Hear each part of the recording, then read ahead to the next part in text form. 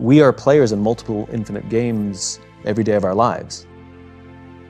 There's no such thing as being the winner in your marriage, There's no such thing as winning global politics, and there's definitely no such thing as winning business. Business is an infinite game. And yet, when we listen to the language of too many leaders, they talk about being number one, being the best, and beating their competition. Based on what? There's no agreed upon objectives, there's no agreed upon timeframes. And so what ends up happening is you have people building organizations and leading with a finite mindset, playing to win, in a game where there's no such thing as winning. And when we play with a finite mindset in an infinite game, there's a few very predictable and consistent outcomes, amongst which include decline of trust, the decline of cooperation, the decline of innovation, all of which contribute to the eventual demise of the organization itself. People start business with the goal of winning or being number one, and that's a problem because that's impossible. I've never met a CEO that doesn't believe their people are important. The problem is where on the priority list.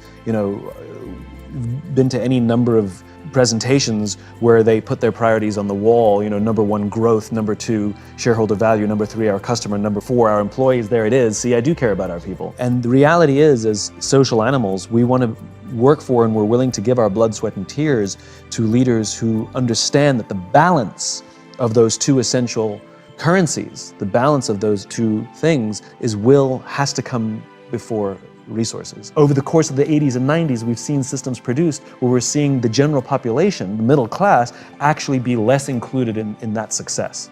And the reason I wrote The Infinite Game was because I myself got tired of being told by people in positions of authority or people of extreme wealth that I was naive, that I don't understand how business works. And for many years, I believed them. I thought maybe I am the dumb one, right? We all kind of feel that.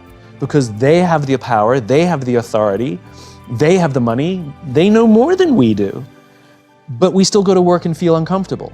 And it turns out that discomfort, that gut feeling, there's something wrong here, turns out the majority actually knows something. And to me, this is a world is flat moment, that the people who've learned to game the system, that this discomfort that we feel, we actually are right.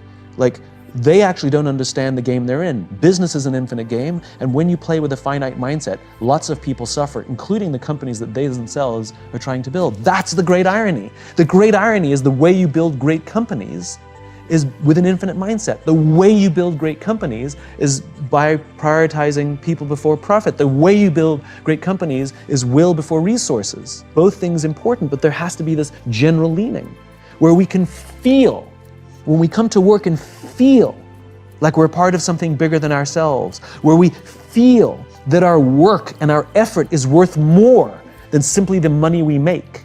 Running a business is the same as getting healthy. It's a lifestyle. Leadership is a lifestyle. An infinite mindset is a lifestyle. So for example, you can't get healthy by going to the gym for 9 hours.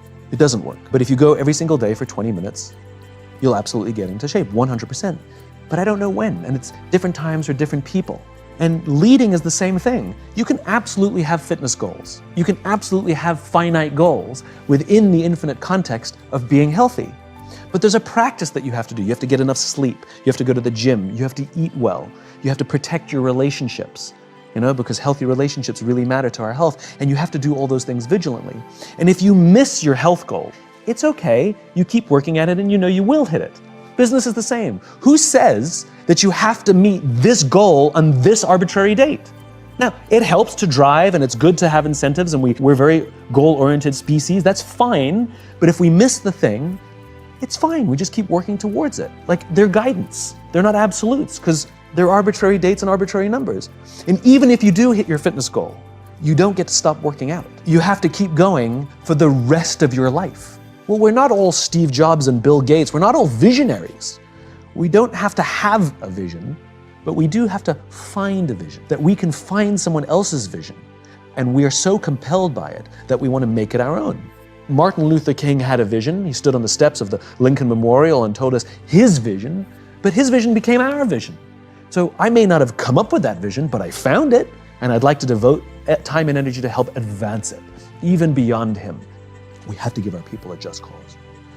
We have to have trusting teams. We have to create environments inside our organizations in which people feel psychologically safe enough to raise their hands and say, I made a mistake or I need help. The absence of trusting teams means we have groups of people lying, hiding, and faking. And that comes from good old-fashioned leadership. Leadership is not about being in charge. It's about taking care of those in our charge. And the very responsibility of a leader is not to drive performance. Leaders are not responsible for the results. Leaders are responsible for the people who are responsible for the results. And the problem is we don't teach people how to lead. When you're very, very junior, we give people tons of training how to do their jobs. Some people get advanced degrees how to do their jobs so that they'll be good at them.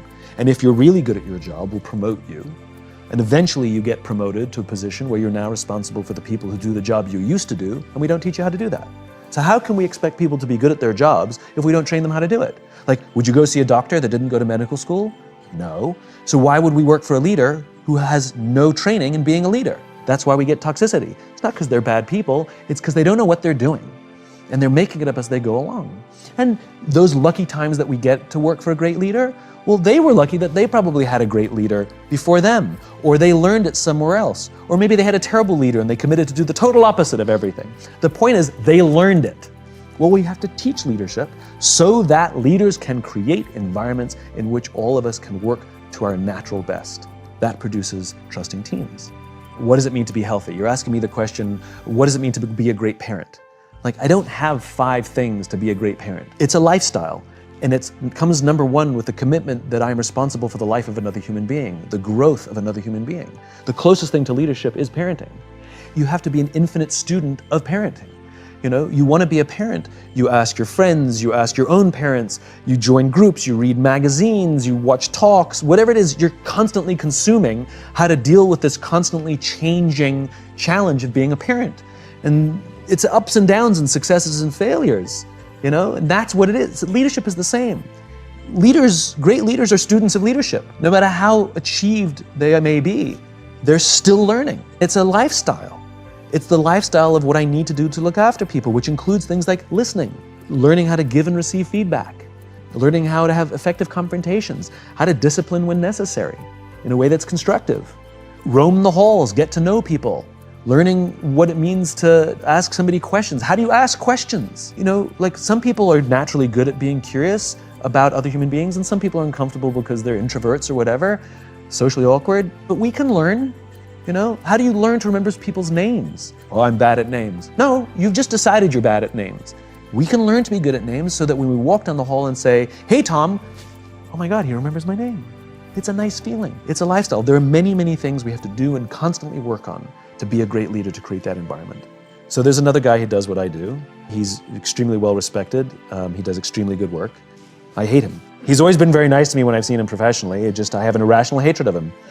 And whenever his name comes up, it drives me nuts. Like people bring it, like we hired him, and I was like, and because I hate him, I'm really competitive with him, and so I will go online and look at my book rankings, and I'll immediately check his.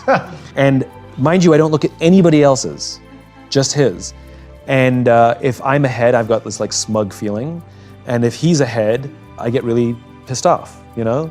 So anyway, we had the opportunity to speak at the same event. I don't mean like me in the morning, him in the afternoon. Like we were interviewed together on the stage. And the interviewer thought it would be fun if we introduced each other. And so I went first. And then I looked at him and I said, you make me really insecure. All of your strengths are all of my weaknesses. And when your name comes up, it makes me really uncomfortable. And he looked at me and he said, funny, I feel the same about you. The reason I had such an irrational hatred of him had nothing to do with him, it had to do with me. He's my worthy rival. His strengths revealed to me my own weaknesses. And instead of confronting and taking a hard look at myself and evaluating those weaknesses and working on those weaknesses, it was much easier to take all of that negative energy and direct it towards him.